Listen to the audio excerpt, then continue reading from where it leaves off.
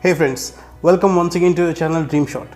हमारे पास crop sensor का बजट रहता है और क्रॉप सेंसर कैमरास खरीदने के बाद जो भी लेंस हम उसके ऊपर यूज करेंगे उस लेंस की इक्विवेलेंट फील्ड ऑफ व्यू वाला रिजल्ट नहीं आता है। मतलब अगर मैं कैनन के बारे में बोलूं तो क्रॉप सेंसर में 50 mm का रिजल्ट लगभग 80 mm आता है। जितना होना चाहिए उससे ज्यादा जूम वाला रिजल्ट हमें मिलता है। और हम में से बहुत सारे लोग ये सोचते हैं कि काश हमारे पास फुल फ्रेम कैमरा होता, क्योंकि काफी सारे इवेंट्स में हमें इस लिमिटेशन की वजह से हमें काफी दूर जाके फोटोज क्लिक करना पड़ता है। इसलिए हमें लगता है कि काश मेरे पास एक फुल फ्रेम होता तो अच्छा होता।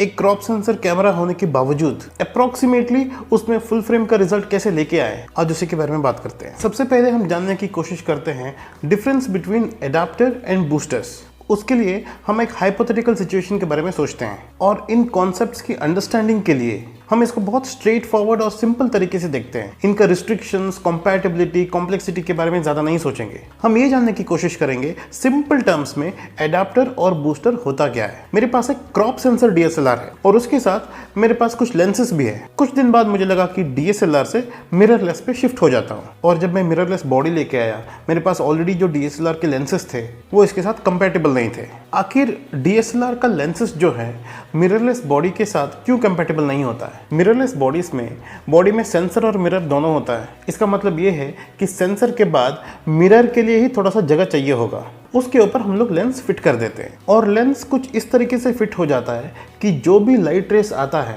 वो एग्जैक्टली सेंसर पे कन्वर्ज हो जाता है। मतलब DSLR का लेंस कुछ इस तरीके से बना हुआ रहता है कि वो मिरर का गैप कंसिडर करके ही लाइट रेस को सेंसर के ऊपर सेंड करता है। अब मिररलेस में ऑब्वियसली मिरर तो नहीं होता है तो उतना स्पेस कम हो जाता है। तो DSLR वाला लेंस को कंपैटिबल करने के लिए हमें एक्स्ट्रा गैप ऐड करना होगा। इसके लिए हम बीच में एडाप्टर्स लगाते हैं। मिररलेस के ऊपर एक बार हम लोगों ने एडाप्टर लगा दिया, उसके बाद जो DSLR का लेंस होता है वो लेंस फिर से लाइट को एग्जैक्टली सेंसर पे ही कन्वर्ट कर देता है। तो अब हमें समझ में आया कि एडाप्टर्स एग्जैक्टली क्या करता है। उसका कुछ कॉम्प्लिकेटेड काम नहीं होता है, बस गैप क्रिएट करना होता है। Again let me tell you, मैं compatibility, regular adapters, intelligent adapters, pros and cons के बारे में सब बात नहीं करूंगा। हमें सिर्फ इतना ही जानना था कि एडाप्टर्स क्या होता है। अब हम इसी सिनेरियो को थोड़ा सा एक्सटेंड करते हैं। मैंने कहा था कि मेरा DSLR बॉडी के साथ कुछ लेंसेस भी है। एज्यूम करते हैं कि उनमें से एक लेंस 50 mm है। मैं तो 50 mm का फैन हूँ, लेकिन मुझे अच्छा नहीं लगता था कि ये 50 mm जब भी मैं क्लिक करता हूँ वो कैनन में 80 mm बन जाता है क्रॉप फैक्टर की वजह से। कैनन में क्रॉप फैक्टर 1.6 होता है, इसलिए 50 mm को अगर आपने 1.6 पे मल्टीप्लाई कर दिया तो आता है 80 mm। मतलब एक्चुअल फील्ड ऑफ व्यू जो होना चाहिए उससे भी थोड़ा ज़्यादा जूम्ड वर्जन आ जाता है हमारे पास। तो ये मुझे अच्छा नहीं लगता। मुझे रिजल्ट चाहिए फुल फ्रेम की तरह। 50 mm से 80 mm कुछ ज़्यादा ही क्रॉप है। तो मैं क्या करता हूँ, एडाप्टर के बदले में बूस्टर लगा देता हूँ मेरे मिररलेस बॉडी और 50 mm के बीच में।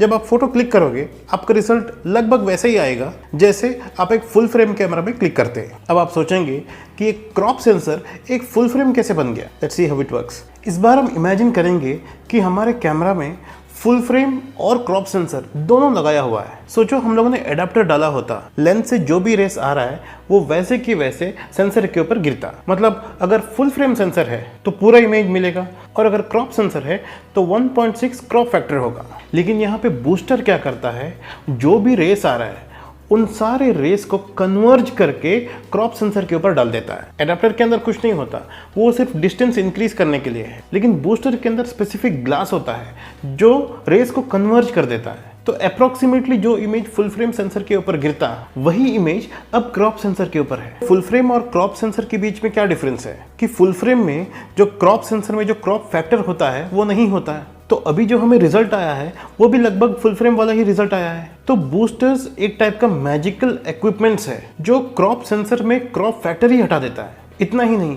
उसको और भी एडवांटेजेस है। अगर वो इक्विपमेंट रेस को कन्वर्ज कर रहा है और इमेज को छोटे सेंसर पे प्लेस कर रहा है, इट मीन्स दैट वो लाइट को भी कन्वर्ज करके वो छोटे सेंसर पे प्लेस कर रहा है। मतलब जितना लाइट फुल फ्रेम में आता उतना ही लाइट क्रॉप सेंसर में आ रहा है। तो हमारे लिए एक और एडवांटेज हुआ। और अगर लाइट इंक्रीज हो रहा है तो उस हिसाब से हम ISO भी कम रख सकते हैं।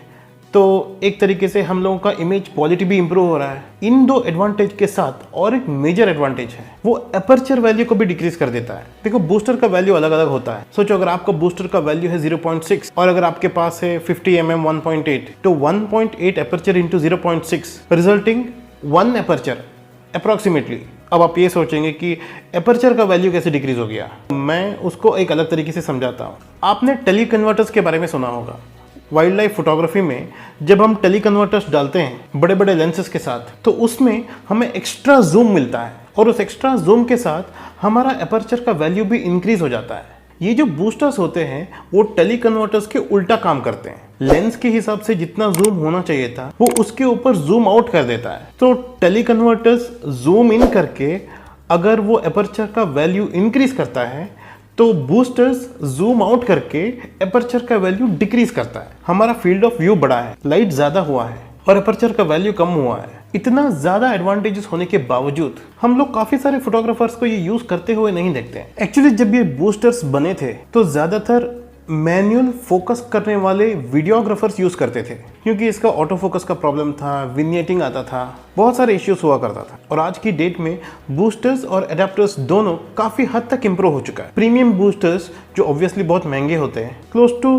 90-95% तक ऑटो फोकस इश्यू नहीं रहा है। काफी सारे प्रीमियम बूस्टर्स में विनियटिंग भी दिखाई नहीं देता है। और पहले जो बूस्टर्स और एडेप्टर्स थे उनके कंपैटिबल लेंस और कैमरास बहुत कम हुआ करते थे। आजकल मार्केट में काफी सारे ऐसे प्रीमियम एडेप्टर्स और बूस्टर्स है जो बहुत सारे कैमरास के लिए कंपैटिबल हो चुका है, खास करके मिररलेस कैमरास। अभी जो बूस्टर्स और एडेप्टर्स है मार्केट में वो परफेक्ट तो नहीं है, लेकिन 3-4 साल में बहुत कुछ डिफरेंस हो चुका है। मेरे ख्याल से कुछ दिन में एटलीस्ट प्रीमियम बूस्टर्स जो है they will be amazing equipments to have along with your crop sensor camera. तो एक क्वेश्चन तो आपके मन में आया होगा, क्रॉप सेंसर लेके बूस्टर खरीदना ठीक रहेगा या फिर फुल फ्रेम में जाना ठीक है? Let me tell you, full frame camera is not only about field of view, उसके साथ बहुत कुछ होता है। मोस्टली हम लोगों को एक ओवरऑल सिस्टम एनहांस्ड कैमरा मिलता है। अगर आपका बजट बहुत ही प्रीमियम क्रॉप सेंसर कैमरा लेने लायक है, एक प्रीमियम बूस्टर लगाने से अच्छा आप फुल फ्रेम पे ही चले जाओ।